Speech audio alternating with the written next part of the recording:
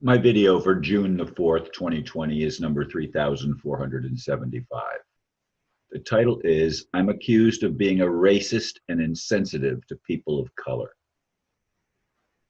Martin Luther King Jr. said, quote, "The hope of a secure and livable world lies with disciplined nonconformists who are dedicated to justice, peace, and brotherhood," end quote. As I reported on Facebook yesterday, I passed a group of people here in Melbourne, Florida, holding up signs that Black Lives Matter.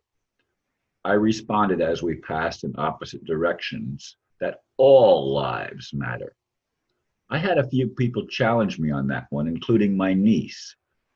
As I've said many times, I pay attention, especially to things in the alternative media. Just this morning, I watched a video from a Black woman in Minneapolis pointing out inconsistencies in the official story. It's not what we were being told. Again, we are being lied to by those with a very dark agenda that includes the divide and conquer tactic the dark forces have always used in their evil plan to dominate the world. I still say it will take an act of God to overcome the effects of mind control that has steered us into war for eons. We need a real awakening. I've gone back and forth on even whether to record this video. I turned off the lights behind me at one point, and then I thought, well, do I want to record or not record? So it's later than it usually is when I'm recording, but it's still only 4:30. I just looked at the clock, and actually I only have to look in front of me, but I always turn to the clock on the wall instead of the clock that's on my computer down in the corner. Anyway, it was quite an experience for me yesterday as I'm passing 20 or so people. A couple of them were children, and they were Black and white, mostly, I would say pretty much all of them were young people under 30. That's my guess. I didn't look at every one of them and analyze each one, but in any case, as I passed the group, again going in the opposite direction, one of the young Black ladies came and got right in my face and yelled at me that all lives only matter when Black lives matter. In other words, the issue is we have been discriminated against for a long time. True. It is true.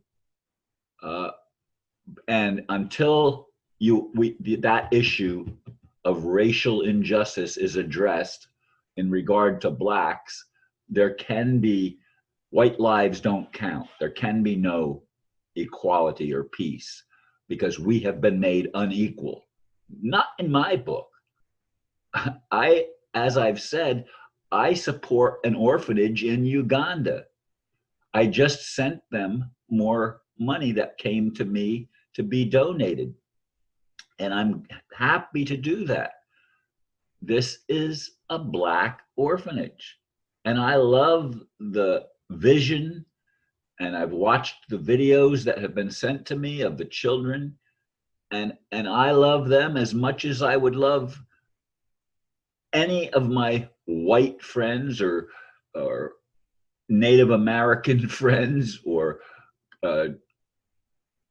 Indian from India friends, and I have those too, and even my Oriental friends. I don't know that I have too many close Oriental friends over the years, but that doesn't mean that I'm prejudiced against Chinese or Japanese or Koreans or anybody from that part of the world.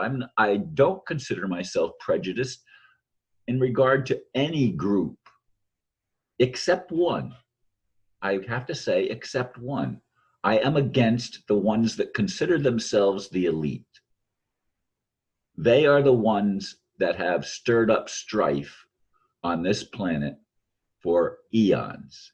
They are behind every war. And as I've said, they finance both sides. The same international bankers finance both sides of all the major wars. War is their game. Conflict is their modus operandi. And it goes on and on and on, and it's been going on all of our lives, going back centuries and probably millennia. I know, I've said it so many times. I admire Martin Luther King. Do I agree with everything he ever did or said? Of course not. Just as in previous videos where I've made quotations from people, it doesn't mean that everything that those people said is of the same level of value and importance. Not even everything that I've said is of the same level of value and importance. I mean, I've gone back, I really don't go back very often and listen to old videos. Every once in a while it happens when somebody brings my attention to something, a video that I made, some years back.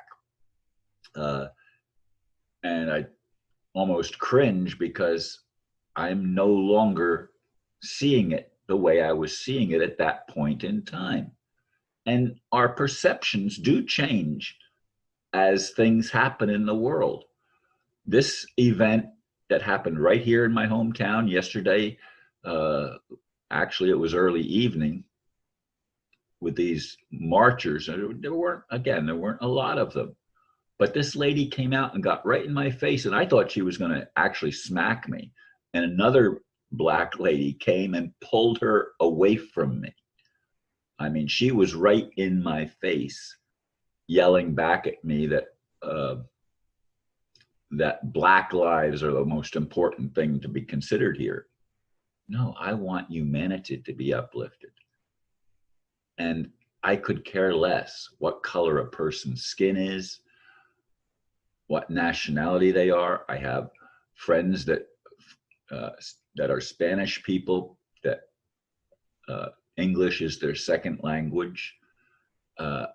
I've tried to make friends throughout my life with people of different ideologies, different religions. I've had Muslims come to my home to talk about their points of view, including Muslim women wearing the masks, or the whatever you call it. They have a different word than mask, but to me it's a mask. Folks, what's it going to take? To me, it will take an act of God, but how are we going to reach a point of awakening where we can come together and at least establish peaceful dialogue and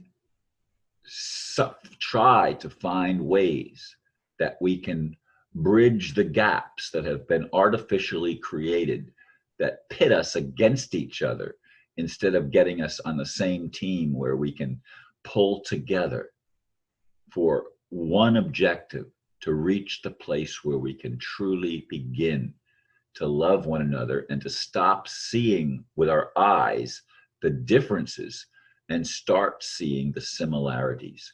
Because only as we recognize that we all are cut from the same fabric of life, regardless of all of the things that divide us, we still all have a heart. We all have a conscience, except those whose consciences have been seared, which seems to be true of the elite, that can do horrible things with no apparent remorse. There's no emotional problem for them to, we came, they killed, what difference does it make, to quote the woman who wanted to be our president? God forbid. Anyway, I don't know if Trump is going to be able to drain the swamp, but I hope he does. And I hope a lot of these international criminals, the elite, are finally brought to justice. I'd like to see that happen with all my heart. And I'd like to see humanity come together and learn to listen, and ultimately to actually love one another, as I've said so many times. Again, I thank you for taking time to listen. Please share this if you will, and namaste.